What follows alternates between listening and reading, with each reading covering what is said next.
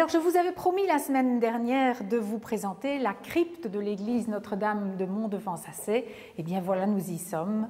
On doit descendre un peu, on doit descendre sous le chœur roman et on découvre cette crypte tout à fait inhabituelle. C'est quelque chose qu'on ne connaît pas. Il y en a deux de ce style-là en France. Et la deuxième, c'est celle de Verdun, qui a été entièrement détruite lors des guerres et qui a été reconstruite. Donc celle-ci est la seule originale conservée. Et qu'est-ce qui est tout à fait particulier, tout d'abord? Eh bien, c'est l'ajouré. Donc vous voyez que dans cette crypte, en tout cas c'est comme ça qu'on l'appelle, il y a des baies qui laissent entrer la lumière, ce qui est vraiment inadéquat puisque en principe une crypte, à quoi est-ce que ça sert? Eh bien c'est soit une crypte tombeau, donc où on enterrait les moines de l'abbaye, mais ici, ou les moines ou les curés, mais ici il n'y a jamais eu de moines puisqu'on n'a pas construit le monastère. Soit c'était une crypte reliquaire, mais les reliques de la fondatrice Sainte-Bègue n'ont jamais été placées ici, on en est certain, donc ce n'était pas une crypte reliquaire, et donc on ne sait pas très bien à quoi servait cette crypte. On a dit que c'était une crypte d'adoration, on venait adorer Notre-Dame de Mont. Donc vous avez une statue ici qui date de la fin du XIIe siècle, qui est extraordinaire. C'est une Sedes Sapientia tout à fait typique, dont l'original est au musée de la Princerie à Verdun, parce que la Sedes Sapientia a été dérobée dans les années 70 et par bonheur on l'a retrouvée. On l'a placée en sécurité au musée. Alors, donc, c'est par défaut, ce serait par défaut une crypte d'adoration, mais il y a d'autres éléments qui ne collent pas avec la théorie de la crypte. Tout d'abord, si effectivement la crypte a été construite pour compenser la déclivité du terrain, il faut savoir que l'église donc, est construite sur un coteau, sur les contreforts de l'Argonne. Et l'église a été construite, le chœur a été construit sur un soubassement, qui est ceci. Mais le soubassement ne devait pas être aussi important. D'ailleurs, dans l'église, on se retrouve avec des marches pour monter dans le chœur. Alors, donc la déclivité est plus que compensée, et ce n'était pas nécessaire de la compenser autant. Et puis, une crypte, quel que soit son usage, c'est habituellement une petite cave beaucoup plus au centre de l'église, sous la partie centrale de l'église, et elle ne se dispose pas du tout comme ceci. Ici, vous remarquez, il y a deux rangées de colonnes qui divisent l'espace en trois parties. Ces trois parties, cette tripartite, c'est le symbole de la Trinité. C'est un plan qu'on utilise habituellement pour construire une église et non pas une crypte. De même, il y a un chœur à 5 pans et un autel en pierre. Donc, on se trouve beaucoup plus vraisemblablement dans quelque chose qui ressemble à une église. Quels sont les autres arguments qu'on a pour justifier une telle hypothèse? Parce que cette hypothèse ne repose que sur la tradition orale ou sur des observations, mais on n'a pas pu retrouver les documents qui le prouvent, on n'a que des indices. Alors je vous explique les indices parce que j'ai tellement envie d'y croire. Tout d'abord, les colonnes. Alors les colonnes, elles sont très particulières. On a souvent plutôt des colonnes à tambour superposées. Or ici, on a des colonnes monolithiques, taillées dans un seul bloc de pierre. Des colonnes comme ceci, c'est tout à fait classique des atriums romains. Or, nous nous situons à quelques kilomètres à peine de l'ancien oppidum de Dun-sur-Meuse et on sait qu'il y avait des villas romaines avec des atriums là-bas. Il se pourrait que ces colonnes soient des colonnes de récupération des ruines romaines de Dun-sur-Meuse. Alors, quand on regarde la hauteur des colonnes et qu'on voit ma taille, j'ai une taille moyenne, mais qui est grande pour une personne du Moyen-Âge, la hauteur de la colonne aurait suffi à laisser le passage. Or, qu'est-ce qu'on constate? On a des chapiteaux démesurés par-dessus ces colonnes, des chapiteaux extrêmement imposants qui donnent de la hauteur. Et qui plus est, par-dessus ces chapiteaux, on n'a non pas les arcs en plein cintre, mais des arcs en plein cintre surhaussés. Donc il y a une volonté de donner de la hauteur à la pièce, ce qu'on ne trouve habituellement pas dans une crypte. Alors, ces chapiteaux aussi sont très très particuliers. Donc je vous ai dit, ils sont très massifs. Ils sont semblables 2 à 2. Donc si on regarde ces deux-ci, ils sont semblables. Si on regarde les deux suivants, ils sont également semblables, mais différents des 2 premiers. Et si on regarde ces deux-ci, ils sont semblables aussi, au détail près que celui-ci est inachevé. Celui-ci est inachevé sur un côté, donc on n'a pas le détail des éléments. Et quand on regarde la forme de ce côté-ci du chapiteau, on a un cône tronqué en carré qui ressemble, à s'y méprendre, aux chapiteaux qu'on a dans les églises mérovingiennes, donc au VIe et VIIe siècle. Est-ce que, donc c'est une hypothèse, je le répète, c'est une hypothèse, est-ce que nous ne nous trouverions pas en présence de la première église construite par Sainte-Bègue en 680 avant de se rendre à Andenne en Belgique pour y construire son monastère? Est-ce que ce ne serait pas la première petite église avec les chapiteaux mérovingiens qu'on aurait resculptés en remettant au goût du jour la première église quand on a construit la nouvelle église par la suite? Il faut imaginer aussi que les religieuses venues d'Andenne au XIe siècle n'auraient jamais à raser la première église construite par leur fondatrice pour reconstruire leur monastère par-dessus. Si cette première église a bien existé, elles l'auront certainement conservée. Est-ce que ce n'est pas la première église? Voilà, je vous invite maintenant dans les combles de l'église qu'on ne visite pas malheureusement parce que c'est très très compliqué d'y accéder, mais on peut avoir une vue sur les boiseries qui étaient en châtaignier. C'est un bois imputrescible et qui n'attire pas les insectes, et donc une partie de la charpente est encore d'origine. Je vous emmène au-dessus des voûtes de Notre-Dame, donc dans la charpente qui a été restaurée bien sûr, mais qui est encore quasi la charpente d'origine. Elle était plus ou moins comme ça à l'origine. Et donc on se trouve vraiment au-dessus ici de la voûte de la nef centrale. Il faut savoir que la partie nord de l'église a été fortifiée au XVIIe siècle et il y a encore un chemin de ronde qui malheureusement n'est plus accessible, mais il y avait un chemin de ronde qui permettait aux soldats d'avoir une vue sur la vallée de la Meuse à partir des combles de l'église. Et si on poursuit un peu plus loin, on arrive dans l'énorme clocher du XVe siècle et on peut admirer les cloches qui sonnent encore à midi et à 7 heures le soir, comme c'était le cas depuis des siècles. À nouveau, rien que pour vous, on est au sommet de la tour clocher du XVe siècle. Les cloches ne sont malheureusement pas d'origine, elles ont été pourtant fondues dans le village. Elles ont été dérobées par les Allemands, comme c'était le cas partout lors de la guerre 14.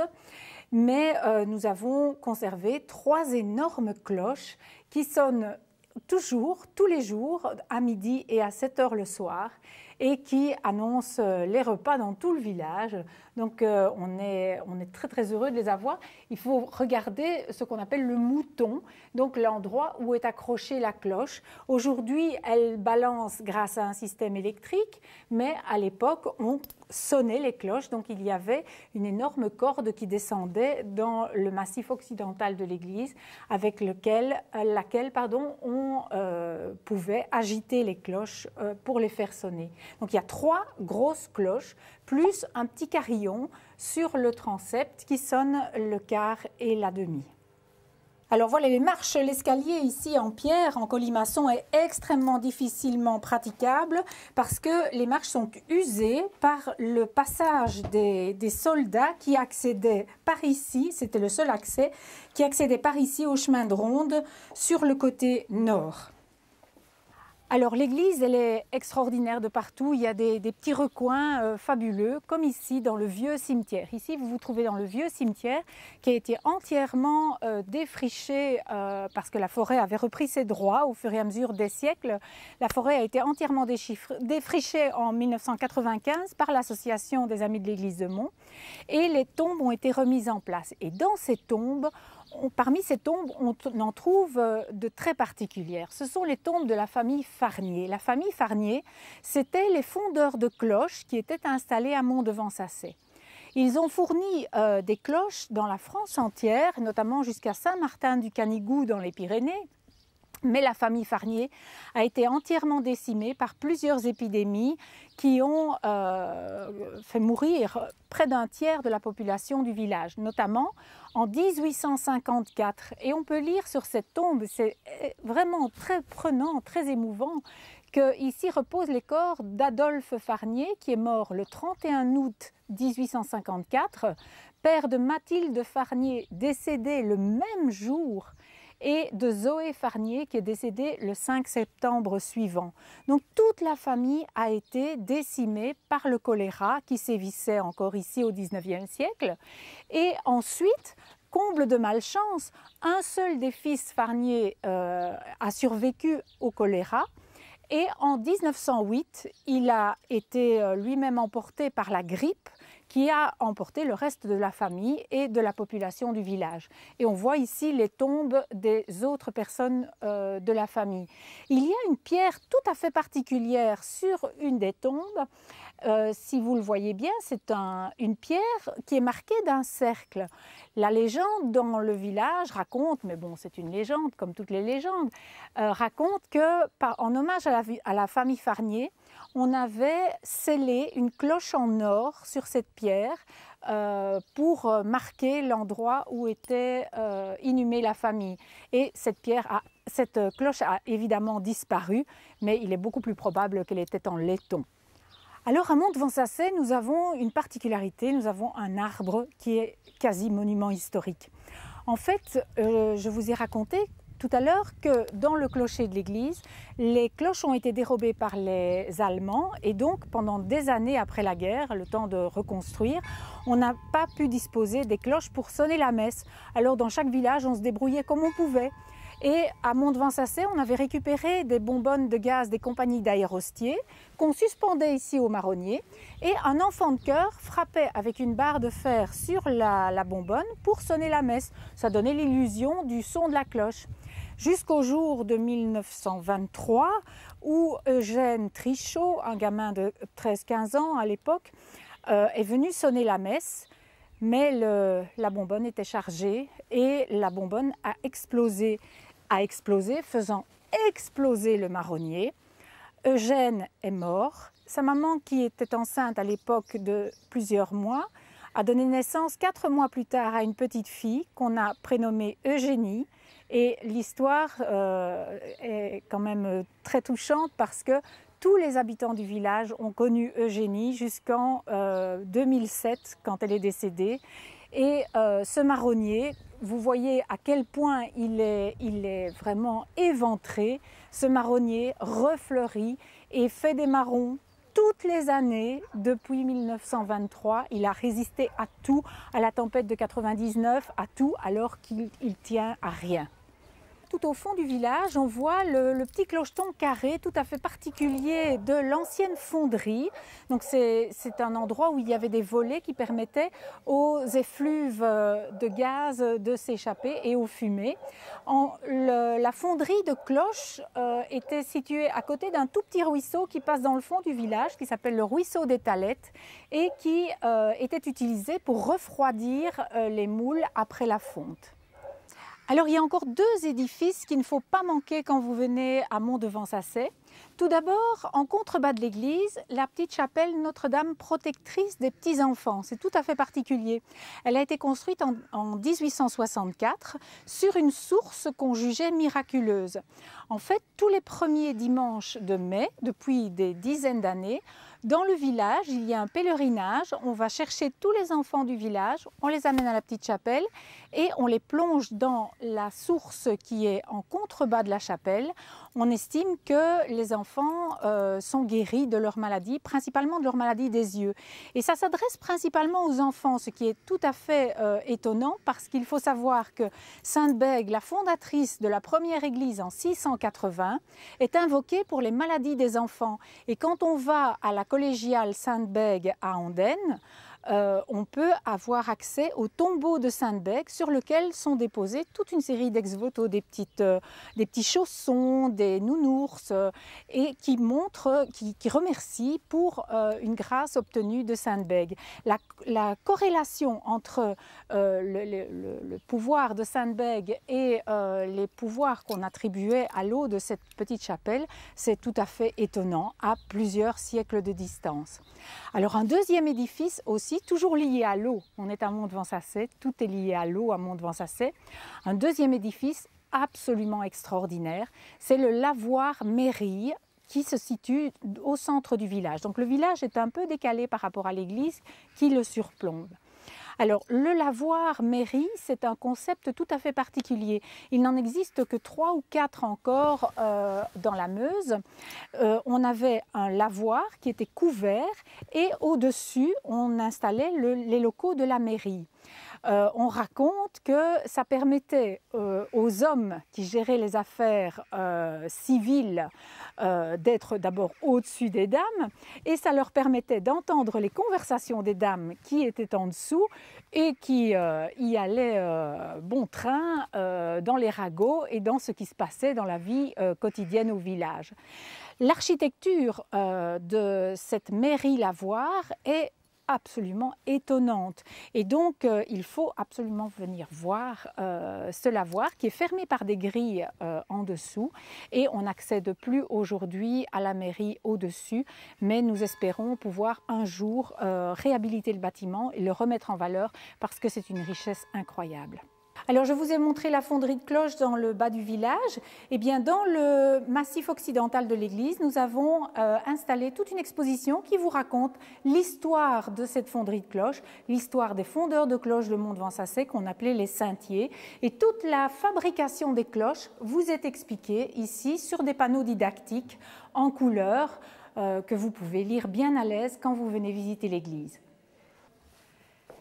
Et voilà, la visite pour aujourd'hui se termine, mais je vous attends à Mont-de-Vent-Sassay même pour vous raconter la suite, parce que j'ai encore plein d'anecdotes à vous raconter.